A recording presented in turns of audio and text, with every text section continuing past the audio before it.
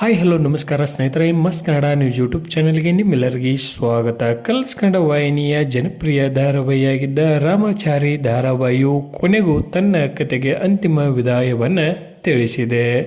ಈ ಧಾರಾವಾಹಿಯು 2022 ಜನವರಿ 31ರಿಂದ ಆರಂಭಗೊಂಡಿತ್ತು. KS ರಾಮ್ಜಿ ಅವರ ನಿರ್ಮಾಣದಲ್ಲಿ ಮೂಡಿ ಬರುತ್ತಿದ್ದ ಈ ಧಾರಾವಾಹಿಯನ್ನು ಗ್ರಾಮೀಣ ಭಾಗದ ಪ್ರೇಕ್ಷಕರು ಹೆಚ್ಚಿನದಾಗಿ ಮೆಚ್ಚಿಕೊಂಡಿದ್ದರು. ಈ ಧಾರಾವಾಹಿಯಲ್ಲಿ ನಾಯಕರಾಗಿ ಋತ್ವಿಕ್ ಅವರು ಮತ್ತು ನಾಯಕಿಯಾಗಿ ಮೌನಾ ಅವರು ಕಾಣಿಸಿಕೊಂಡಿದ್ದರು. ಅನೇಕ ಬಾರಿ ಈ ಧಾರಾವಾಹಿಗಳಲ್ಲಿ ಕೆಲವೊಂದಿಷ್ಟು ಪಾತ್ರಗಳು ಬದಲಾವಣೆಯನ್ನು ಸಹಿತ ಕಂಡಿದ್ದವು.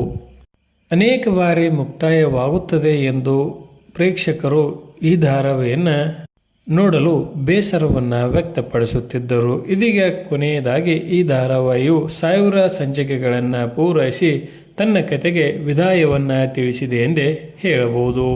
ಅನೇಕ ವಾರಗಳ ಕಾಲ ಕಲರ್ಸ್ ಕನ್ನಡ ವಾಹಿನಿಯ ನಂಬರ್ 1 ಧಾರಾವಾಹಿಗೆ ಮತ್ತು ಅತ್ಯಂತ ಹೆಚ್ಚಿನ ಪ್ರಮಾಣದಲ್ಲಿ TRPಯನ್ನು ಪಡೆದುಕೊಂಡ ಹೆಸರು ಈ ಧಾರಾವಾಹಿಗೆ ಇದೆ ಎಂದು ಹೇಳಬಹುದು.